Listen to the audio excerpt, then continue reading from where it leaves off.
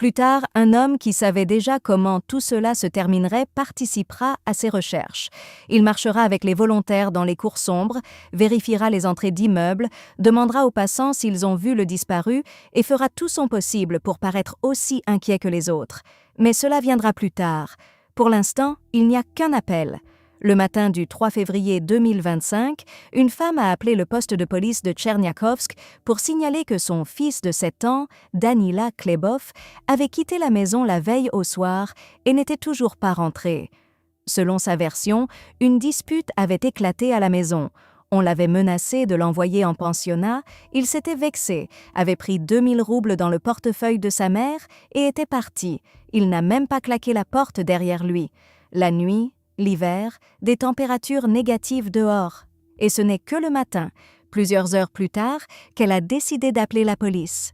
Une question se pose immédiatement, une question qui, pour une raison quelconque, n'a interpellé personne à ce moment-là. Pourquoi n'a-t-elle pas appelé plus tôt? Mais à l'époque, personne ne s'est attardé là-dessus. La plainte a été enregistrée et l'enquête a commencé. Tcherniakovsk est une petite ville à l'est de l'oblast de Kaliningrad, 35 000 habitants. Un endroit tranquille, presque à la frontière. Quand quelqu'un disparaît dans une ville comme celle-ci, surtout en hiver, surtout un si petit enfant, cela devient immédiatement un événement pour tout le monde.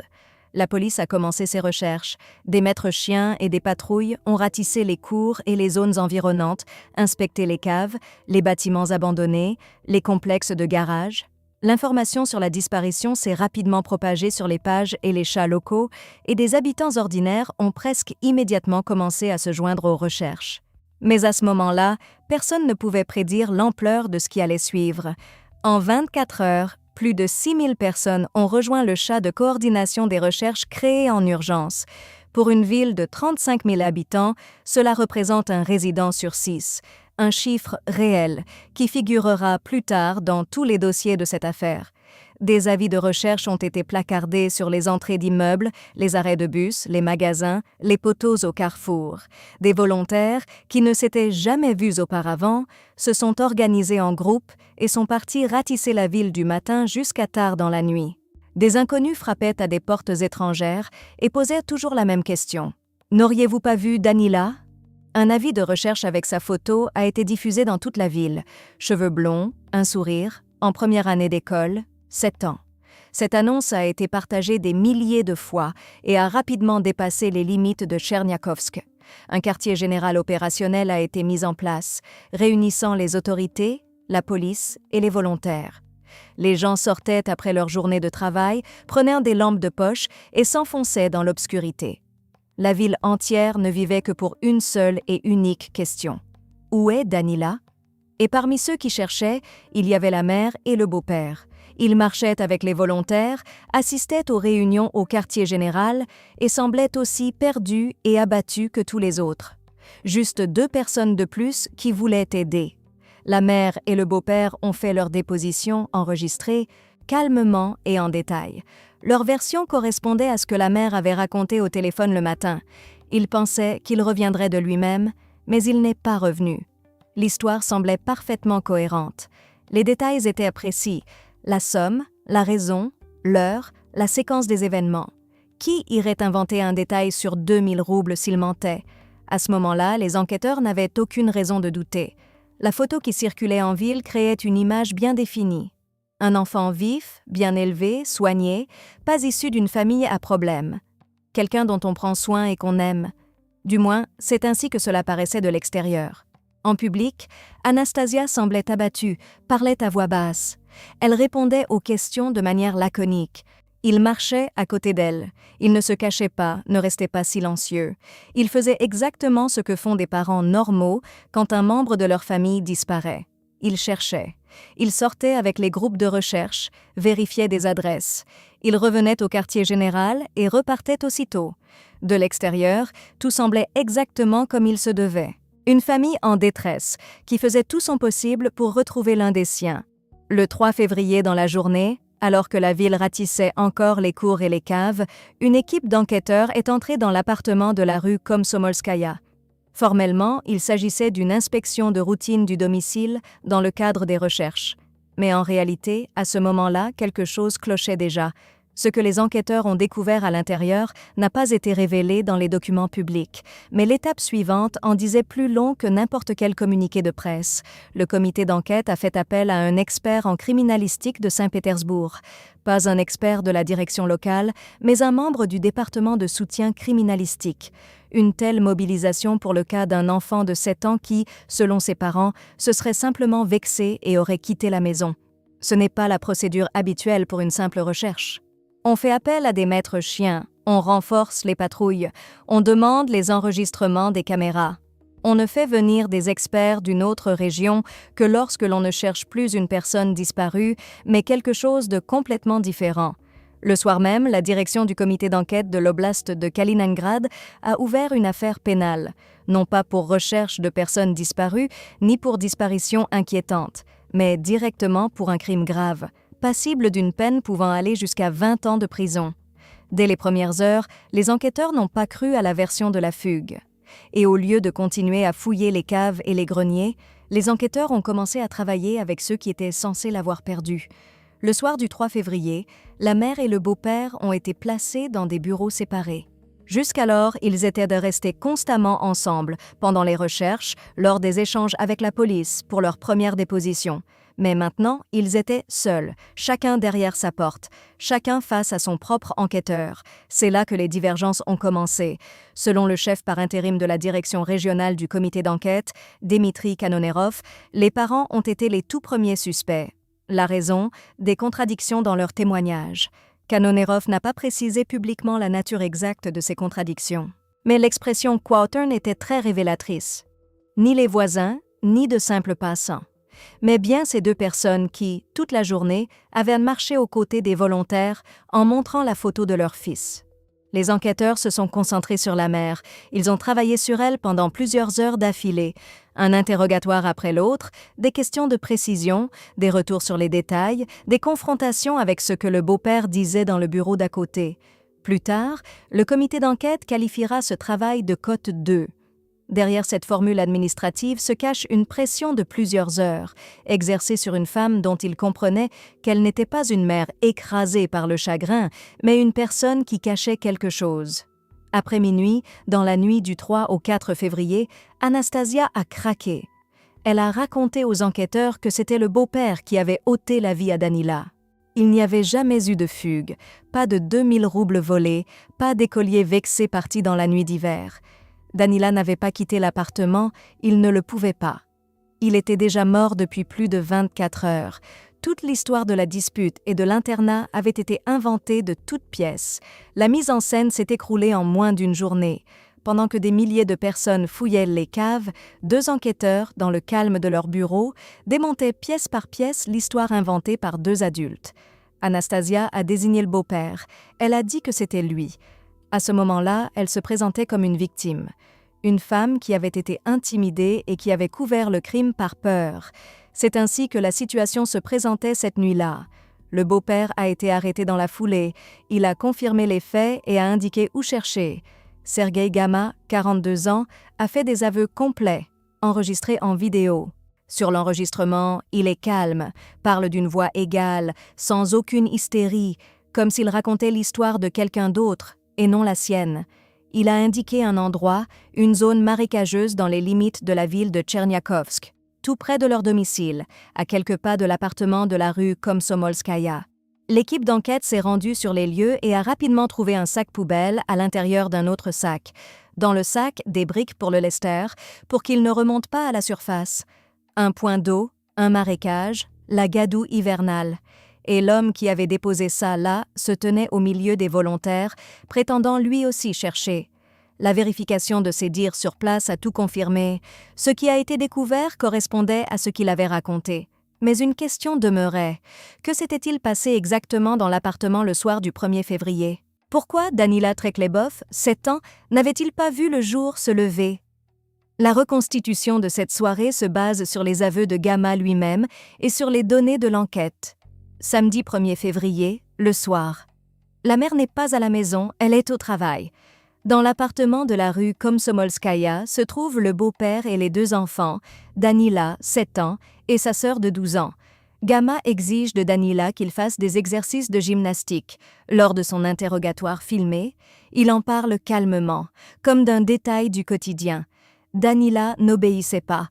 À un certain moment, ses demandes ont cessé d'être des demandes. Gama a porté de multiples coups à la tête et au torse de l'enfant de 7 ans. Pas un ni deux, de multiples coups.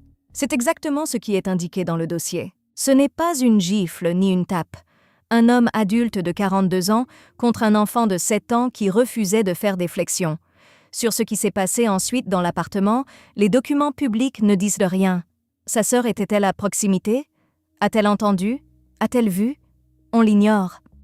Selon l'enquête, le matin du 2 février, Gama a découvert que Danila ne respirait plus. Entre les coups et ce moment, une nuit entière s'est écoulée. Des heures durant lesquelles on aurait encore pu faire quelque chose, appeler les secours, l'emmener à l'hôpital. Sa mère se trouvait juste à côté, dans la pièce voisine, mais rien de tout cela n'a été fait. Danila a passé cette nuit seule avec des blessures incompatibles avec la vie, et personne n'a composé ces 3 chiffres. Les exercices du matin. Le garçon de 7 ans ne voulait pas faire ces exercices. C'est la raison que Gama a donnée lors de son interrogatoire. Mais les exercices ne sont pas la raison, c'est un prétexte. Le dernier d'une longue série. C'est juste qu'à ce moment-là, personne ne le savait encore. Commence alors une suite d'actions exécutées par un homme à l'esprit parfaitement clair. Il met ce qu'il en reste dans un sac. Il y ajoute des briques. Les avait-il préparées à l'avance ou les a-t-il cherchées à ce moment-là? On l'ignore. Il sort le sac de l'appartement, marche jusqu'à une zone marécageuse en périphérie de la ville, le jette à l'eau, rentre chez lui et nettoie l'appartement. Entre le premier geste et le dernier, il y a eu tout ce temps durant lequel il aurait pu s'arrêter. Il ne s'est pas arrêté. Puis Anastasia est arrivée. Elle a 30 ans, 2 enfants, enfin, elle en avait 2. Ce qu'il lui a dit exactement, mot pour mot, on l'ignore, mais le résultat est consigné. Elle n'a pas appelé la police, n'a pas couru chez les voisins. Au lieu de cela, ils se sont assis et ont commencé à inventer une histoire. Une dispute, la menace de l'envoyer en internat, la vexation, de l'argent pris dans le portefeuille, la fugue, une version simple, plausible, du genre de celle qui arrive. Un détail qui a fait surface plus tard. Juste après les faits, Anastasia a démissionné de son travail. Pas une semaine après, immédiatement. C'est l'acte d'une personne qui comprend que sa vie a changé, qu'il faut être à la maison, contrôler la situation. Pendant toute la journée du 2 février et toute la nuit du 3, Anastasia savait ce qui s'était passé. Elle savait où était son fils. Elle se trouvait dans l'appartement d'où on l'avait emporté, et elle s'est tue. Le matin du 3 février, elle a composé le numéro de la police. La voix d'une mère angoissée, une histoire cohérente avec des détails. La police a enregistré sa déposition, la ville a commencé les recherches et quelques heures plus tard, tous les 2 se tenaient déjà parmi les volontaires. Gama n'avait jamais eu affaire à la justice. Ni interpellation, ni fichage, ni plainte. Un homme sans histoire, du moins sur le papier. La famille aussi paraissait sans histoire. Elle n'était suivie par aucun service social. Ni la protection de l'enfance, ni l'inspection pour les affaires familiales et de la jeunesse n'avaient rien à leur reprocher. De l'extérieur, un appartement ordinaire dans une rue ordinaire. À quel moment exactement il est entré dans cette famille, les sources publiques ne le précisent pas, mais en février de l'année 25, c'était une famille officielle. Un foyer commun, une vie commune, la façade était impeccable. Rien qui justifierait d'appeler la police de quartier. C'est le cas typique où les voisins disent après coup « on n'aurait jamais pensé, c'était une famille normale ». Mais la grand-mère de Danila, la mère d'Anastasia, savait autre chose. Après que tout a été révélé, elle a raconté à un journaliste, cote 4, et elle a ajouté cote 5. Elle savait, elle ne se doutait pas. Elle savait qu'ils avaient une peur dans cette maison, et pourtant, elle ne pouvait pas imaginer. Comme s'il existait un seuil jusqu'auquel la peur d'un homme adulte est encore tolérable, pas encore une raison d'agir. Mais la grand-mère n'est ni la police, ni la protection de l'enfance, ni l'école. Elle n'avait ni les pouvoirs, ni les outils. Elle voyait et espérait que ça s'arrangerait. Ça ne s'est pas arrangé. Le tribunal du district Leningradsky de Kaliningrad, le 5 février, 2 jours seulement après le début des recherches et à peine un jour après qu'on a trouvé ce que toute la ville espérait ne pas trouver. Le parquet de l'oblast de Kaliningrad a soutenu la requête des enquêteurs pour sa mise en détention. Accusée d'avoir ôté la vie à un enfant de moins de 8 ans, la peine maximale était de 20 ans de prison. Ni l'accusé, ni son avocat ne se sont opposés. Gama a accepté sa sentence en silence. De l'extérieur, cela pouvait ressembler à un aveu complet, mais tout n'était pas si simple. Gama n'a reconnu sa culpabilité que partiellement. Ce qu'il contestait exactement, ni le tribunal, ni l'enquête ne l'ont révélé publiquement. Peut-être estimait-il qu'il n'avait pas voulu une telle issue. Peut-être que la faute ne lui incombait pas entièrement. Ce détail est resté en suspens. Parallèlement à l'affaire principale, une autre procédure a été ouverte pour un autre chef d'accusation. Coups et blessures d'une gravité modérée sur un membre mineur de la famille. Et c'est là le plus important. Il ne s'agissait pas de Danila, mais de la belle-fille de Gama, âgée de 12 ans, la sœur. Pour la belle-fille, le résultat était une fracture de l'humérus. Pas une contusion, pas un bleu qui disparaîtrait en une semaine, mais un os brisé. Ils ne sont pas allés à l'hôpital. La jeune fille de 12 ans a marché avec un bras cassé pendant près de 3 semaines, sans attelle, sans radiographie, sans analgésique. Chaque mouvement était une douleur et aucun adulte à ses côtés ne l'emmenait chez le médecin, car un médecin, ça pose des questions, ça cherche la vérité. Ce n'est que le 12 janvier qu'elle a finalement été emmenée à l'hôpital. Les médecins ont constaté la fracture, ont commencé le traitement et ont demandé ce qui s'était passé. Elle a répondu calmement, sans hésiter. Elle était tombée dans les escaliers de l'immeuble. C'est ce qu'on lui avait appris à dire. C'est ainsi qu'obéit celle qui sait ce qui l'attend si elle dit la vérité. Les médecins ont accepté sa version, l'ont soignée. Le 25 janvier, ils l'ont laissée sortir et l'ont renvoyée chez elle, dans cette même maison, avec ces mêmes personnes. Ils n'ont pas prévenu la police, n'ont pas appelé les services sociaux. Une telle blessure, et cela n'a paru étrange à personne. Danila n'était pas le premier dans cet appartement. Les traces existaient bien avant le mois de février. Elles se trouvaient dans le dossier médical de sa sœur. On aurait pu les lire, mais personne ne les a lues. La fracture de décembre n'était pas le premier signal d'alarme, ni même le plus bruyant, simplement le dernier avant le dénouement fatal. Une fois l'affaire rendue publique, des parents dont les enfants fréquentaient le même établissement préscolaire que Danila ont commencé à parler. On avait remarqué à plusieurs reprises des hématomes sur Danila, pas sur les genoux ni sur les coudes, dans des endroits qu'on ne peut pas justifier par une chute sur une aire de jeu. Le personnel de la crèche avait appelé la police et l'inspecteur des services de la famille et de la jeunesse. Ils ont fait exactement ce qu'il fallait. Le signal a été transmis par le bon canal et puis... rien. La police est venue à interroger la mère. Anastasia a refusé de porter plainte. Elle a dit qu'il ne vivait plus avec le beau-père, que tout allait bien, que la situation était sous contrôle. La police a accepté ce refus, les services de protection de l'enfance aussi. Formellement, tout a été fait dans les règles. Toutes les personnes concernées ont été interrogées, la personne principale a refusé. La case a été cochée, le dossier classé. Sauf qu'après ça, Danila est retournée dans le même appartement avec le même homme, avec les mêmes marques qui sont réapparues quelque temps plus tard. Puis elles ont cessé d'apparaître parce qu'il ne sortait plus de la maison. Le refus de la mère de porter plainte est quelque chose qui, dans le système, agit comme un frein d'urgence. La machine s'est arrêtée. La procédure était claire. Pas de plainte, pas d'affaire. La mère est la représentante légale, c'est elle qui décide. Et personne n'a demandé pourquoi une femme dont le fils présente des hématomes refuse de l'aide. Qu'est-ce qui l'en empêche? La peur? La dépendance? Ou le fait qu'elle fasse elle-même partie de cette histoire? Ces questions, personne ne les a posées. Elles ne sont apparues que plus tard, quand il n'y avait plus personne pour y répondre. Le signalement de l'établissement préscolaire n'était pas le seul. Il y en a eu un autre, venant d'Anastasia elle-même. L'année précédente, la date exacte n'apparaît pas dans les documents publics. La mère de Danila s'est présentée d'elle-même à la police et a déposé une plainte pour violence conjugale. La police a mené une enquête. Ils n'ont trouvé aucun motif pour ouvrir une procédure. Résultat, la plainte a été classée sans suite. À ce moment-là, la famille était déjà dans le radar des services sociaux. La police connaissait cette adresse, elle savait que des signalements en provenaient, l'un de l'école maternelle pour des hématomes, le second de la mère elle-même. 2 signaux provenant du même appartement pour le même problème et tous 2 n'ont mené à rien.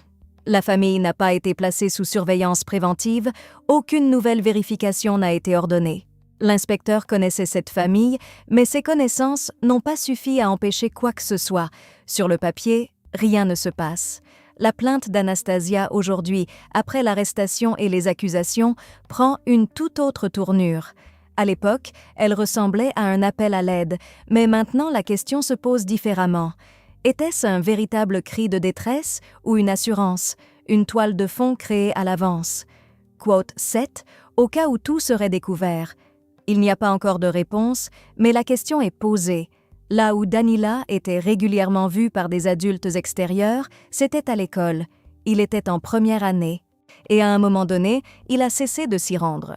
Les sources divergent sur les dates. Certains écrivent que Danila n'était pas apparu depuis la mi-décembre, d'autres depuis le 20 janvier.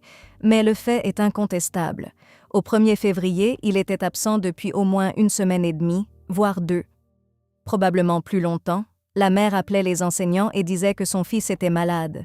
En hiver, c'est normal, personne ne s'en est soucié.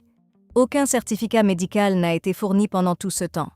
Ni visite à domicile, ni consultation à la clinique. Il était impossible de le montrer. Il portait très probablement des marques. L'école a accepté l'explication par téléphone, et c'est tout. Aucun enseignant n'est venu à la maison pour vérifier. Un élève de première année, 7 ans, a disparu des radars et cela n'a déclenché aucune visite. Pourtant, l'école était le dernier rempart. L'établissement préscolaire était derrière lui. Le signal de là-bas avait été envoyé et s'était noyé dans les procédures. La police connaissait l'adresse et a classé l'affaire. Les médecins ont soigné la sœur et l'ont renvoyée à la maison. La grand-mère savait que tout allait mal et espérait que ça s'arrangerait. Les portes se sont fermées les unes après les autres, et c'est précisément au moment où Danila a cessé d'apparaître que personne n'est venu. Ces derniers jours se sont déroulés derrière une porte fermée, sans école, sans amis, sans un seul regard extérieur.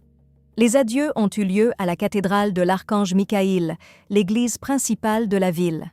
Devant l'entrée, une file de centaines de personnes s'est formée, avec des fleurs, des jouets, des dessins. Ceux qui, 3 jours plus tôt, cherchaient Danila dans les caves, étaient maintenant là pour lui dire au revoir. Sur la tombe fraîche, des jouets, ceux avec lesquels il aurait pu jouer. Quelqu'un a apporté une petite voiture, un autre un ours en peluche. La ville entière enterrait cet élève de première année. La mère n'est pas venue aux funérailles. D'autres mémoriaux sont apparus, pas seulement à Tcherniakovsk, mais aussi à Kaliningrad, sur la place de la Victoire. Des bougies, des fleurs, des mots. Sur l'une des affiches, on pouvait lire « Cote 8 ». Le maire de Tcherniakovsk, Sergueï Boulichev, s'est adressé aux citoyens et n'a pas fui ses responsabilités. Il a dit franchement « Cote 9 » plus que n'importe quel mot. Un groupe de pères s'est rendu au poste de police et a exigé qu'on leur remette le détenu. Le gouverneur de la région, Alexei Besprosvanik, a écrit le même jour. Nous ne pouvons pas nous protéger de la cruauté cachée, mais nous pouvons nous protéger de l'indifférence. La phrase sonne juste, mais à ce moment-là, les habitants de Tcherniakovsk avaient déjà compris que le problème n'était pas l'indifférence. Des milliers de personnes étaient sorties chercher un élève de première année qu'elles ne connaissaient pas en pleine nuit d'hiver. C'était le système qui était défaillant. Le chef du comité d'enquête, Bastrikin, a pris l'affaire sous son contrôle personnel. Parallèlement, une enquête distincte a été ouverte pour négligence à l'encontre des policiers qui disposaient d'informations, mais n'avaient pas pris de mesures suffisantes. L'histoire semblait toucher à sa fin. Le coupable était arrêté, la ville en deuil, les autorités reconnaissaient leurs erreurs. Mais le lendemain, un événement a tout bouleversé. Une seule exigence, adopter une loi sur les violences familiales. En quelques jours, plus de 14 000 personnes ont signé. D'abord, un habitant sur 6 est sorti pour les recherches, puis 1 sur 2, et peut-être plus, si l'on compte les signatures d'autres villes, exigeant que cela ne se reproduise plus. Mais en réalité, il n'y avait rien à exiger. Il n'existe pas de loi sur les violences familiales en Russie depuis plus de 10 ans. En 2019, le Conseil de la Fédération a publié un projet de loi, mais il n'est jamais parvenu à la Douma d'État. Et en 2017, c'est l'inverse qui s'est produit. Les violences physiques au sein de la famille ont été dépénalisées. Le premier incident n'est plus un crime. L'amende va de 5 000 à 30 000 roubles, ou des travaux d'intérêt général, ou une arrestation pouvant aller jusqu'à 15 jours. La responsabilité pénale n'est engagée qu'en cas de récidive. et seulement si le premier incident a été enregistré et a fait l'objet d'une décision. Pour que quelqu'un soit poursuivi pour violence physique au sein de la famille, il faut une plainte, une enquête, un procès-verbal et une décision de justice. 4 étapes. Tout peut se rompre. Dans le cas de Danila, tout s'est rompu, à chaque fois. Aucun épisode n'a été consigné dans un rapport officiel, ce qui signifie que, selon la logique de la loi, il n'y a eu dans cette famille ni premier incident, ni récidive. Danila n'a pas atteint le stade de la récidive juridique, car le premier cas n'a jamais été enregistré dans le système, mais ceux qui auraient pu prendre une décision sont restés silencieux. Le 7 février, au lendemain des funérailles, le comité d'enquête a arrêté Anastasia, non pas en tant que témoin, ni pour dissimulation de crime, le chef d'accusation qui lui était imputé depuis le début. Une femme terrorisée protégeant un mari agressif, une position compréhensible qui suscitait presque de la sympathie. Mais les nouvelles accusations ont complètement brisé cette image. Usage systématique de la force, mise en danger de la vie d'autrui, manquement grave aux obligations parentales. 3 chefs d'accusation qui ne portent pas sur le silence mais sur l'action. Selon la version de l'enquête, de septembre 2023 à février 2025, la mère, avec le beau-père, a systématiquement usé de la force sur les 2 enfants. Sur Danila, comme sur sa fille. Elle les privait d'eau, les intimidait, les humiliait jour après jour. Derrière la porte fermée d'un appartement ordinaire. Septembre 2023. Danila avait alors 5 ans. Il venait d'entrer en grande section de maternelle. C'est là que tout a commencé. 1 an et demi, ce n'est pas un coup de sang, c'est un régime, un mode de vie. La privation d'eau n'était pas une métaphore. On ne leur donnait pas à boire, à tous les 2. 5 et 10 ans au début, 7 et 12 à la fin. Tout ce qu'on pouvait penser jusqu'à présent a été renversé. Ce n'était pas un tyran et une famille terrorisée, mais 2 adultes qui, pendant tout ce temps, faisaient la même chose, ensemble. Elle n'était pas celle qu'on a forcée au silence. Elle était la seconde. Son image de mère accablée apparaissait maintenant sous un jour complètement différent. Pas du chagrin, mais une pièce de théâtre. Pas du désarroi, mais du contrôle. Le comité d'enquête a révélé les détails de l'accusation et le tableau est devenu encore plus sombre. Le 1er février, un samedi, ce soir-là même où Gamma a usé de la force sur Danila. Anastasia le savait, le soir même. La formulation de l'enquête ne laissait aucune place à l'interprétation. Elle n'a rien fait. Un état que les enquêteurs ont qualifié de danger vital. Sa mère était à côté de lui et elle l'a laissé comme ça toute la nuit. Jusqu'au matin quand il n'y avait plus personne à aider. Selon l'accusation, c'est précisément cette inaction qui est devenue l'un des maillons de la chaîne qui a conduit à l'issue fatale. Pas le seul, mais celui qui aurait pu tout changer. Décembre. Fracture de l'humérus pour la fille de 12 ans. Anastasia était au courant. Elle savait que c'était lui qui lui avait cassé le bras. Et elle n'a pas consulté de médecin. Quand elle a finalement emmené sa fille à l'hôpital, elle a tout contrôlé. Elle s'est assurée qu'elle donnerait la bonne version. Les escaliers, dans le hall, elle est tombée. Ce n'est pas Gamma qui se tenait aux urgences et dictait les réponses, mais la mère. C'est elle qui a construit le mensonge, vérifié que sa fille l'avait mémorisé et l'a envoyé voir les médecins. C'est un système. Une répartition des rôles, 1 an et demi, 2 adultes, un appartement, des portes fermées. Le gouverneur a ordonné de fournir de l'aide à la sœur de Danila, âgée de 12 ans, la seule survivante de cette famille. Désormais, elle est seule. Sa mère en détention provisoire, son beau-père également, son frère au cimetière. 12 ans, et pas un seul adulte à ses côtés qui ne lui ait pas fait de mal. Pour le comité d'enquête régional, cette affaire est devenue sans précédent. 3 enquêtes parallèles, négligence de la police, usage systématique de la force et préjudice corporel. Chacune mettait au jour une nouvelle strate. La chaîne Telegram du département de Kaliningrad du comité d'enquête a doublé son audience en 24 heures après l'arrestation de la mère. Les gens s'abonnaient pour s'assurer que l'affaire ne soit pas étouffée et classée sans suite 6 mois plus tard. Les habitants de Cherniakovsk ont lancé une collecte de fonds pour une stèle commémorative. Pas seulement pour Danila, mais pour toutes les victimes de violences familiales.